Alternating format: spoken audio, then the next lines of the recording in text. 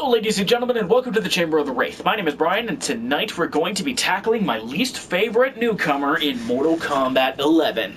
I'm talking about the Kollector. I mean, he's kinda cool in some aspects, but I don't jive with him, and he just, I don't know, he just doesn't sit right with me. He's one of those characters, you know what I mean? One of those characters you just look at and you think, this is kinda cool, but like, do we really need a character like this in this game?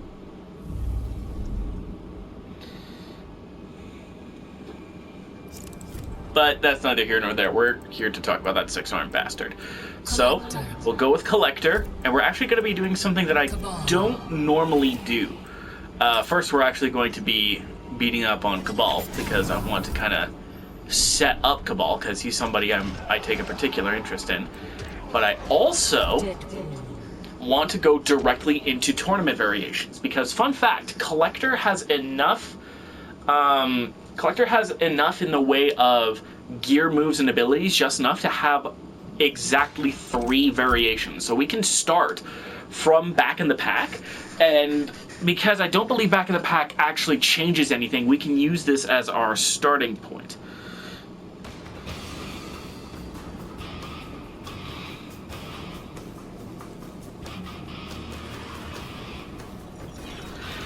So, let me just make sure that I'm right about that. Yeah, so nothing really changes there. So we'll just start with normals outside of jumping attacks that do not cause any sort of...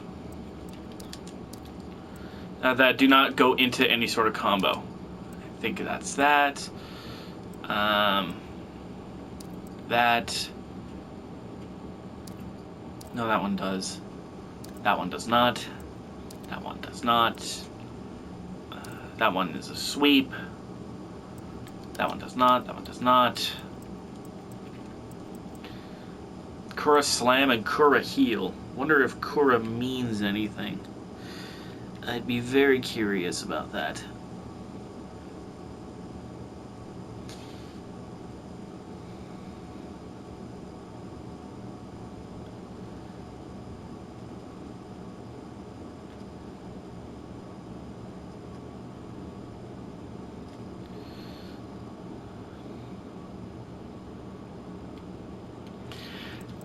Slam. I don't think we're going to do that one. We'll just do hop attacks then.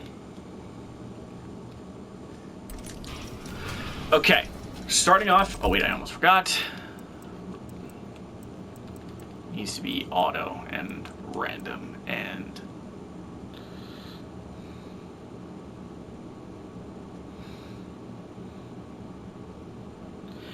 where did? Okay, got that going, and I need frame data.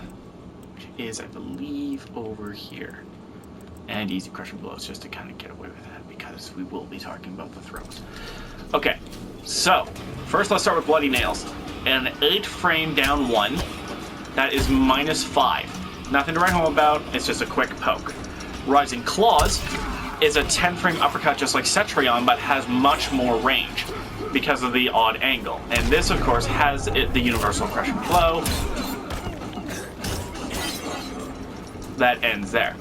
Death Spin is interesting. It does a lot of damage on its own. Starts up in 13 frames. I believe...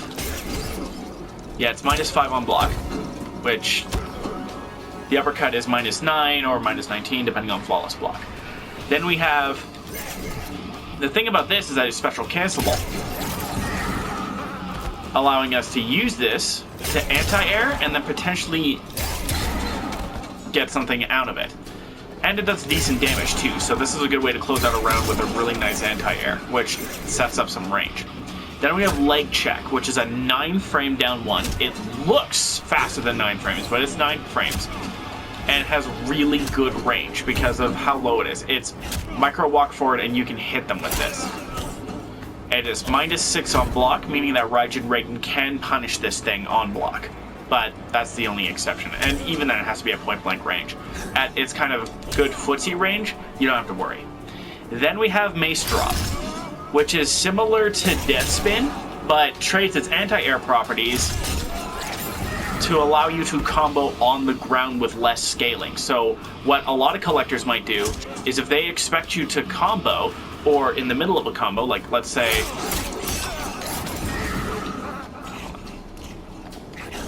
Okay. Grab the amplifier.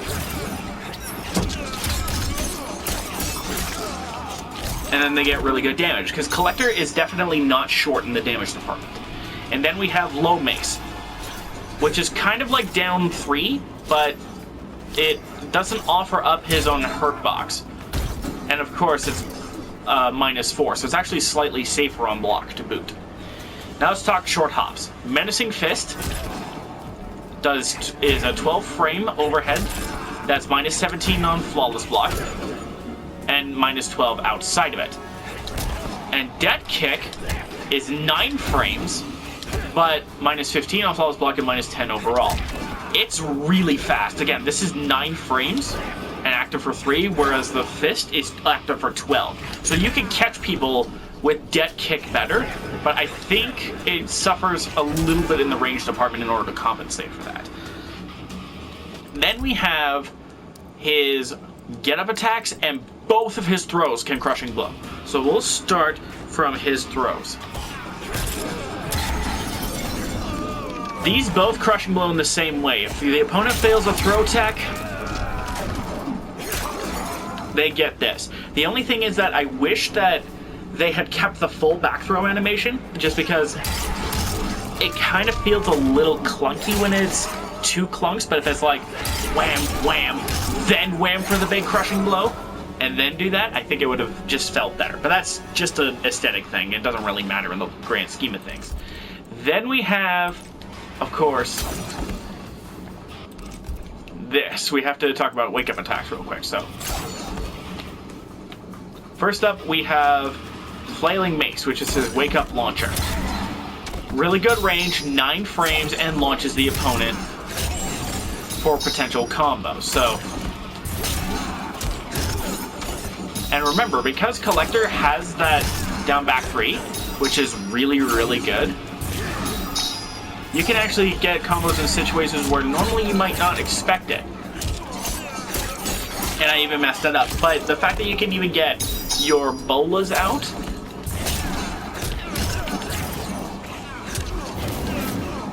you can get really interesting combos. I just have to remember what buttons to press. Hold on, I got it.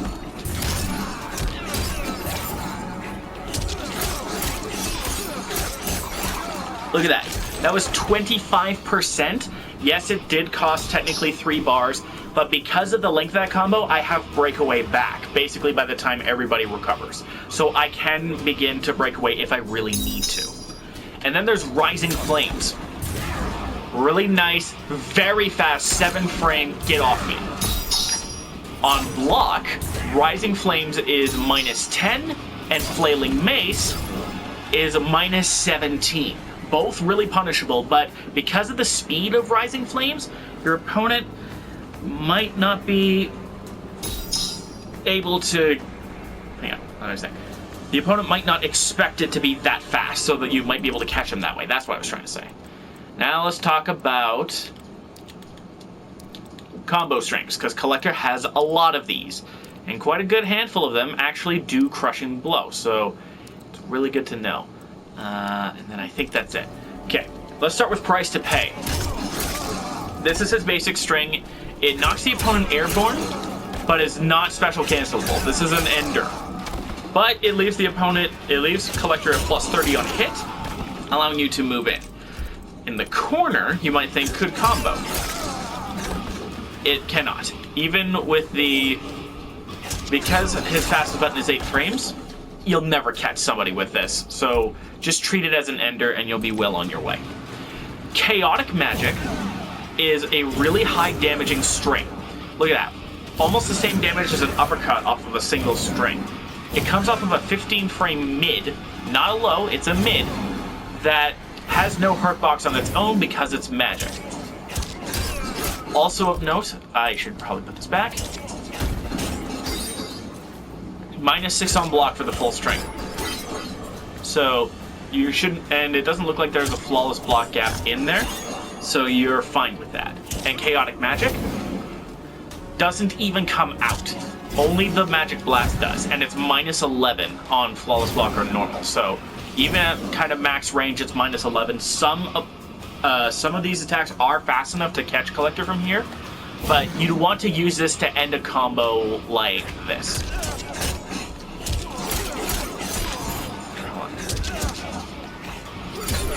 Yeah, there we go. Also, one thing I should keep in mind, I keep forgetting to talk about jumping attacks, but jumping 1 is really good for air to surface for combos, and this is supposed to be good for anti-airs, but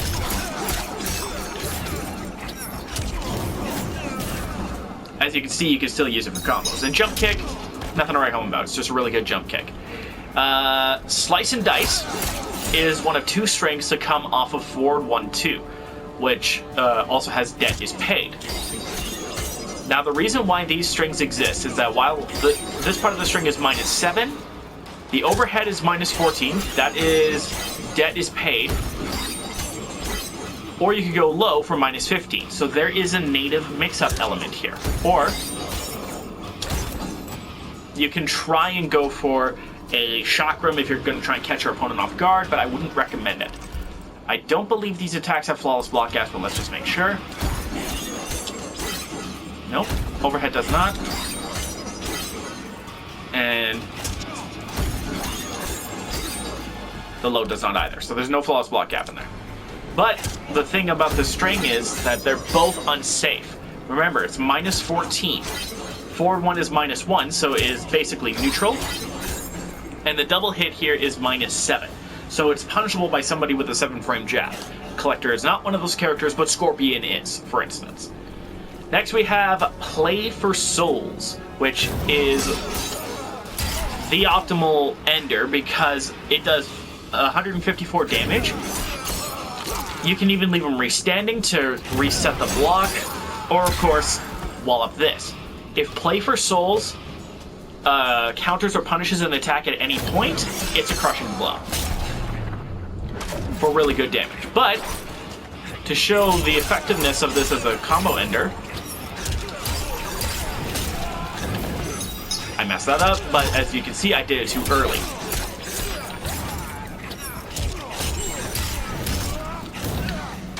And I messed up the timing there because I pressed 1. But hopefully you can see what I'm talking about here. I'll get it on this try. I'll get it on this try. Nope. Nope.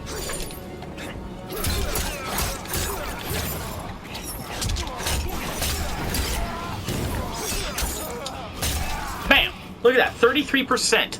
And it wasn't even that difficult. And what's interesting is that Play for Souls is actually special cancelable, but for only 1 instance. You can only special cancel this thing into Fatal Blow. This is the only time you can special cancel this attack, but this is a really good way to net Fatal Blow combos at the end of the game. We'll talk about this Fatal Blow later, but we'll talk about this Fatal Blow at the end, but I just wanted to show that off because it's really good. It's a really good thing that Kollector has this, because you can restand the opponent into that Fatal Blow, and it's kind of tricky to juggle into it, in my opinion. Then we have Taxed,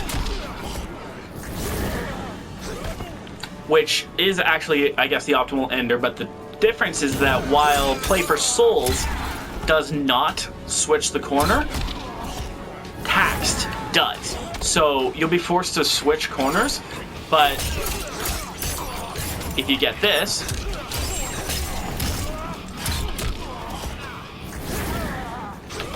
that's 33%, no problem. And it looks pretty cool too. Next is Greed, which this may look like an overhead, but because of its speed, it's a mid. It's 10 frames. Oh, before I forget, this string is minus 3 on block, and of course Play for Souls will not come out in its entirety unless you stab them in the ear. Meanwhile, Taxed has a flawless block gap, leaving you at minus 17. And it's just minus 17 regardless, but there's that flawless block gap there if the opponent overcommits, thinking this is a true throw, which it is not. Remember, this is not a true throw. You can get beaten out of this just by blocking it, or just by getting blocked. The nice thing about Greed is that it has really nice range, especially if you end it midway through. -8, sure, but I don't think there's a single 8-frame attack that reaches this far. Whereas, if you did the full thing, then you're stuck at -16, and again, let's say your Kollector, you have buttons that can reach this far. At least in that certain amount of time. Especially if you do it off of a dash or something. Especially, I don't think Kollector actually can, but there are some characters that I know have the range to be able to do this. I think Jade can fucking do this, of course. Of course it's Jade. Maybe with Shadow Kick. But then we have Take It All. This string just knocks down. But if the opponent is crouch blocking while this string is out, you get a pop-up.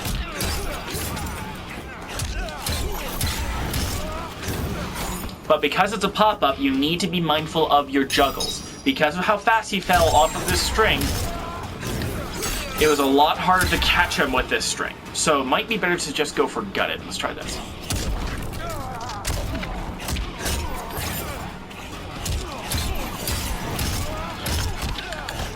Okay, I couldn't catch him with that.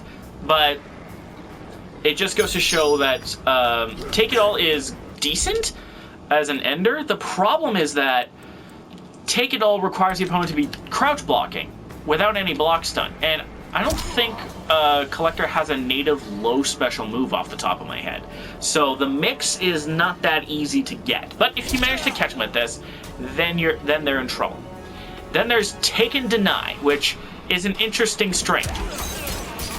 This got quite a lot of love in an older patch because it used to be that you had to actually hit the opponent with the boot and then dial the full thing.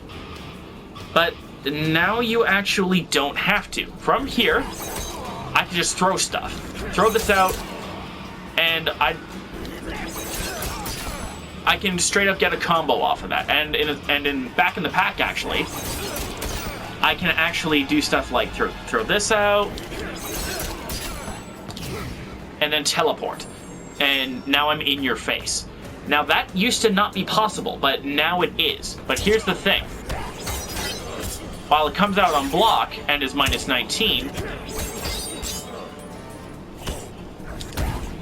if it's flawless blocked, nothing.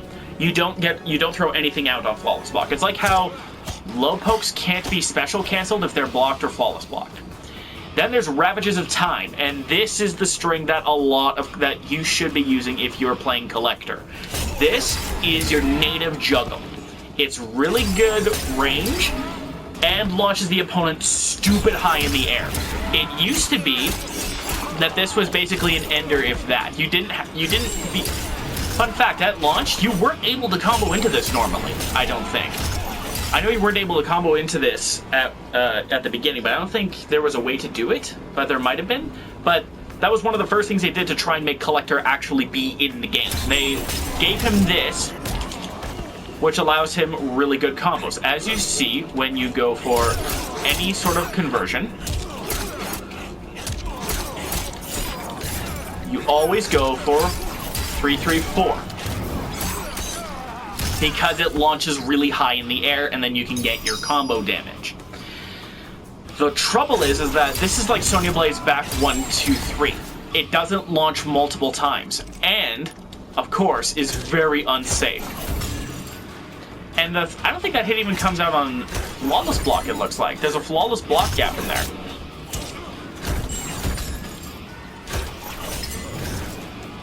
Yeah, it doesn't come out, and it's very unsafe on block. So this is a big risk. Don't throw this out willy-nilly. You can maybe throw out forward 4 to try and check the opponent at this range.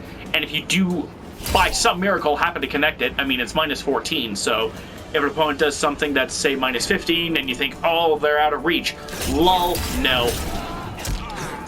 You can potentially punish them this way.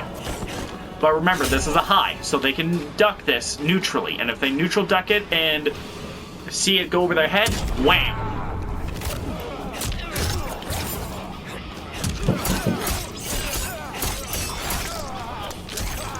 You get tons, and I mean tons of damage dealt to you.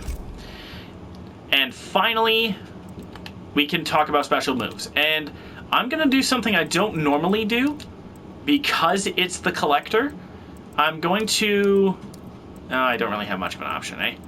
So I'm going to divide this up into 2 parts, and I'm going to divide it into Universals Part 1, and then Universals and Variation exclusive attacks, because, like I said, Kollector has just enough in order to get exactly 3 variations.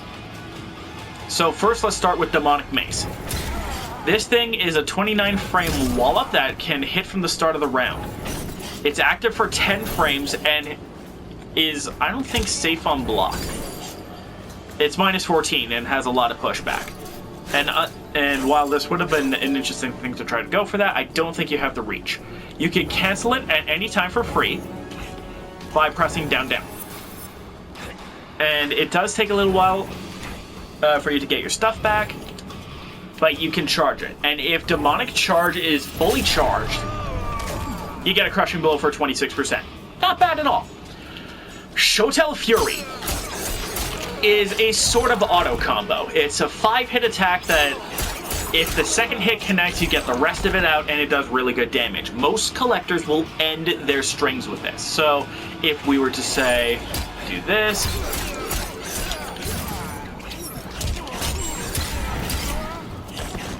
and I messed that up, of course, I could end it with Shotel Fury to get good damage. So let's try this.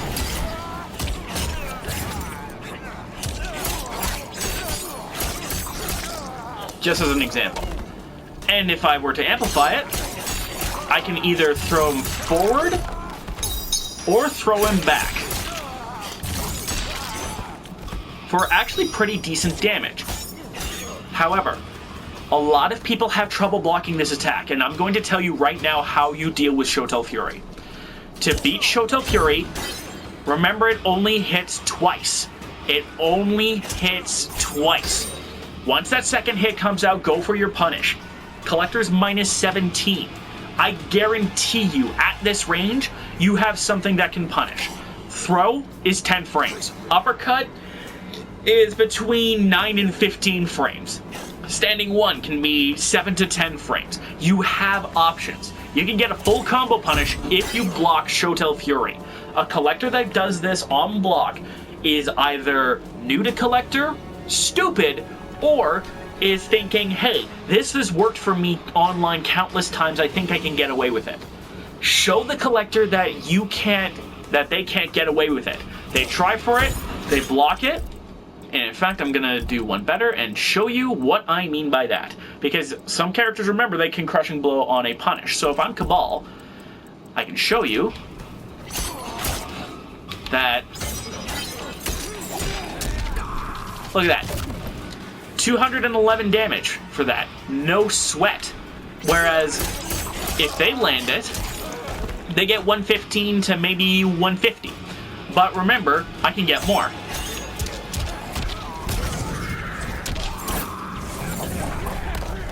Look at that, 25%. Or, if I have the Crushing Blow loaded, I can get 210. Or I can get 310. I can get a lot out of this. Any good Kollector player will know not to throw this out willy-nilly. Just want to make sure that is the input. What is the input for that string? I can... Down. That's why. Yeah, that's why. Because I always think it's up because he swings upward. Look at how easy that was.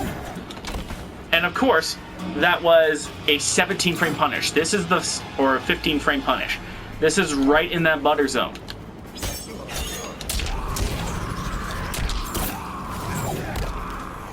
Easy punish.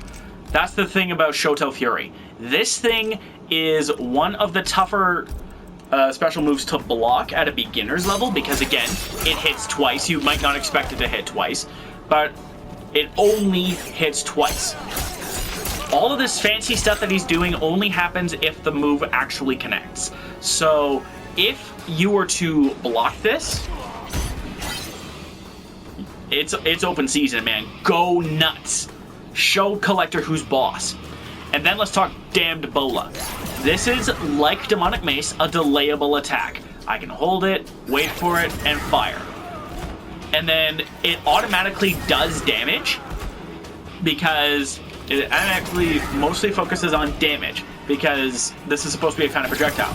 But if you amplify it, you get a Bola. You get a Bola kind of like Batgirl. So this is your kind of go-to extender.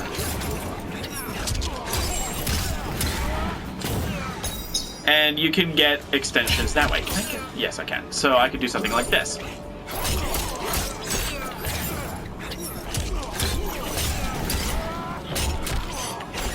And that does not connect, unfortunately. But the idea is still there, hopefully. Now the thing is that if I were going against a Cabal that was, let's say, zoning me, what do you think happens on the trade? On a trade, this happens. Notice how the second hit doesn't come out. This isn't going to happen very often, and you're not often going to be able to take advantage of this. But if you can basically get an extension for free if you're trying to zone with the Bola. And of course, you can cancel for free, but it's kind of slow, just like the Demonic Mace.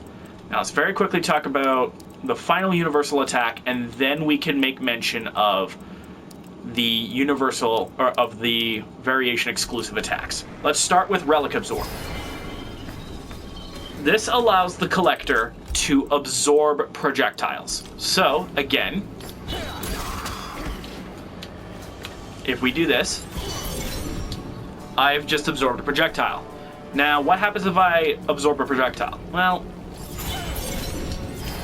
you don't really get anything out of it. You just absorb a projectile and save your skin. But if you anticipate it and mash amplify, you get a really slow projectile. And what good is this slow projectile? It does 10 damage. It does 10% damage, which is better than most of the projectiles in the game. And you can actually use it to extend combos, potentially, if you're really good at it, because it leaves them restanding. Let's see, I gotta be back here. Oh, yeah. It's a little bit tricky, because I'm not used to this attack. As you can see, it makes for a pretty damn good combo extender at certain ranges. And even then, you can use Relic Absorb to set a projectile out there, and then teleport to cause the opponent to panic, because all of a sudden, oh geez, what's coming? What's coming next? You know, it be what it be.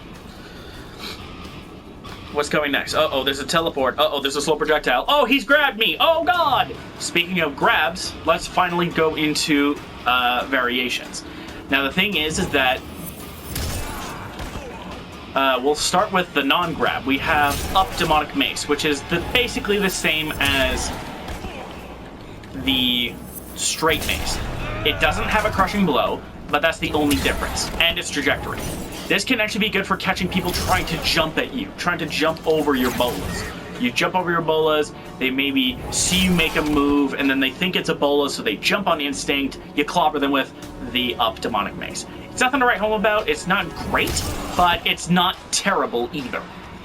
Then we have Demonic Clutch, which is a command grab. Now, I'm no expert in Kollector, so I have no idea what ticks and what doesn't, so I'm going to do a little bit of experimenting. I don't... Okay, it doesn't... Yeah, it doesn't tick off of that. Doesn't tick off of that. Does anything Kollector have tick off of that? Comment and let me know if there's anything that Kollector can do to tick into this thing, instead of just using it as a big ender.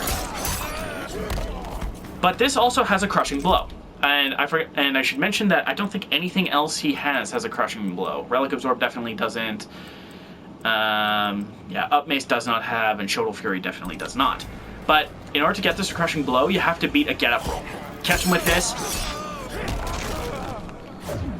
You get a big boy pop-up. And remember, this is about the same amount of damage as an uppercut.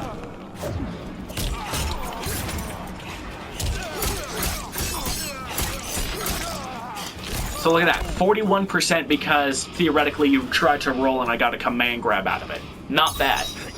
And then we have Fade Out, which is interesting because you have to press 3 buttons. Usually it's just down, up, or down, down, or something. In this case, it's down, down, 3, and you teleport. And then, spending a bar of defensive meter, you get some distance. Because Kollector isn't typically a zoner, this isn't as unfair as when Cetrion had this. So, he's able to just teleport, get in range, and try and throw you. But if he wants to play the range game, he absolutely can. Because some of his buttons do have really good range. Now let's talk about Variation 2, Spare Chain. This is a variation I actually quite like, because it's, again, one of those variations that doesn't replace anything and adds a bit of complexity to the Kollector's playstyle. So, in the previous variation, he kind of played as a jack of all trades. He has teleports, he has long-range buttons, he can zone, he even has a command grab. But Spare Change leans a little heavier in the zoning department by setting up traps. The Vial of Sorrow slams down a DOT Carpet of Green Fire that, when it's done, will do 90 damage. So, this is something you don't want to stay in. But the trouble is, Kollector just keeps throwing these down. He can have your entire side of the stage on fire, meaning that you have to keep in the air, which can be a dangerous thing for somebody who has a really good uppercut. And then we have Bag Bomb, which is a projectile. Nothing to write home about, but it's a proper projectile that, while it does very slightly less damage than the normal chakram, this is better overall for trades in 80% of circumstances, because if you trade with a chakram, you get 40 damage and a low chance that you'll actually be able to capitalize on it. Because, I forgot to mention this, if you throw 2 chakrams, if you throw 2 of these bolas out, even on Amplify, it'll just do 74 and you just wasted a bar for nothing. But if you trade, let's see, let's say I trade here. Yeah, that won't even connect unless it already makes a Vial of Sorrow, which we'll talk about. But overall, this is actually a fairly decent projectile. One thing you can also do is you can throw these from the air. And when they combine, you get an explosive combination. But the Bag Bomb has to meet the Vial of Sorrow anywhere on the field. It can't meet an opponent that's on fire. It has to meet the fire in order to do really high, in order to kind of get a launcher out of the deal. And because the opponent is trying to not be on fire, they might be moving away, they might not expect this, and you can all of a sudden get some serious damage going. For example,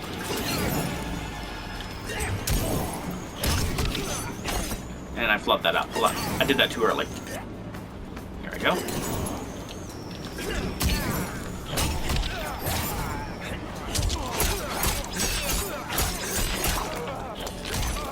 You get about 31% if the opponent thinks that they can try and get out of the fire in the wrong way, and all of a sudden, they're in trouble.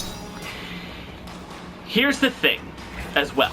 You can also throw the Bag Bomb from the air, meaning if you jump and throw,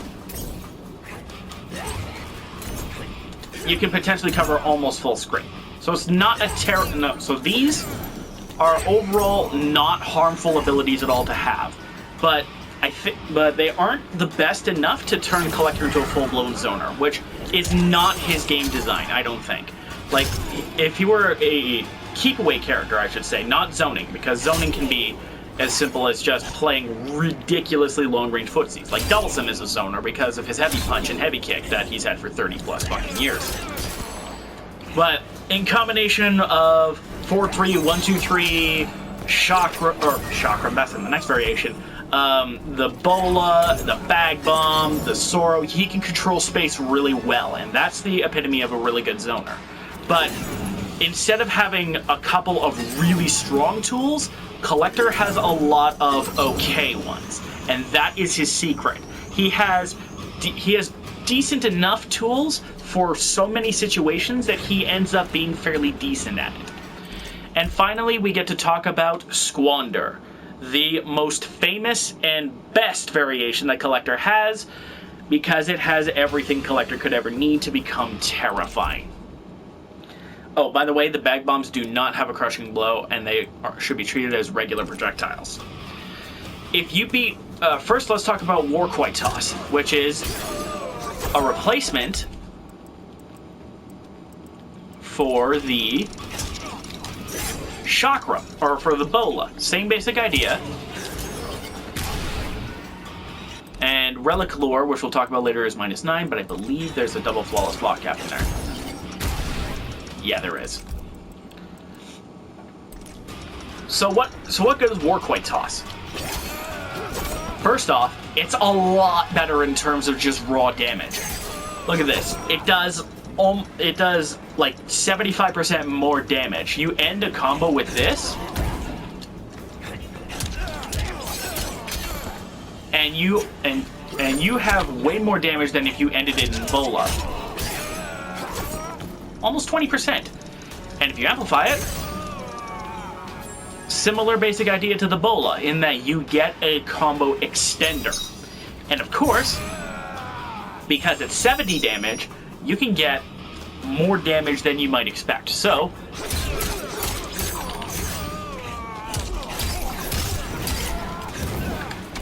already almost 31% and I fucked it up.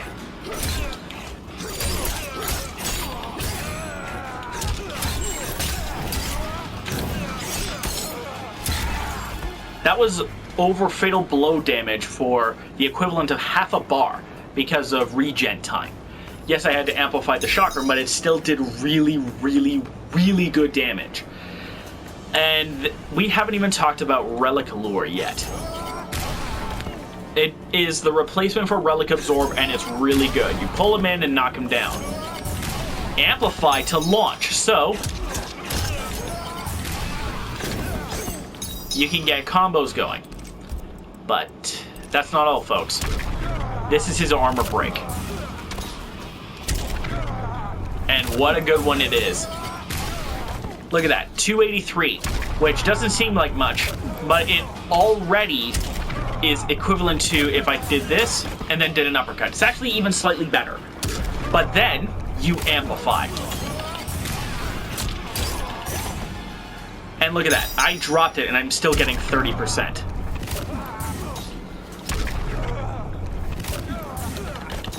Why did it not come out?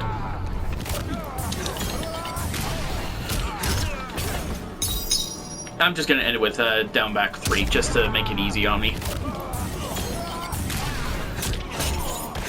And it doesn't even work there, god dang it. Anyway, still, 30%, and I was dropping the combo. You can imagine, you get a long combo going, you launch them. Here, let's even do an example.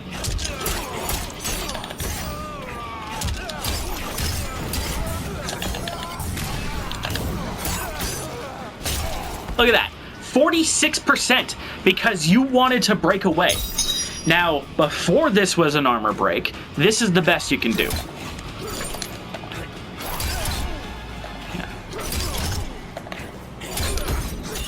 Come on, work with me here, would you? Thank you.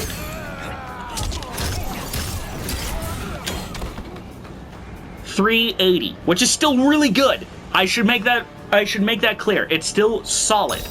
But because of the fact that we can now continue a combo, we can now do even more insane damage.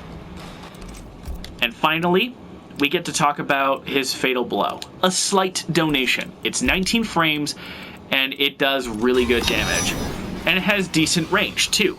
And as mentioned before, it's the only special move that you can cancel into from standing to grab for really good damage. Now, because of Squander's capabilities, you can get some really mad damage, and I'm going to show that to you right now and close out the video as a result. Don't forget to be awesome, my friends, and I'll see you guys on the other side.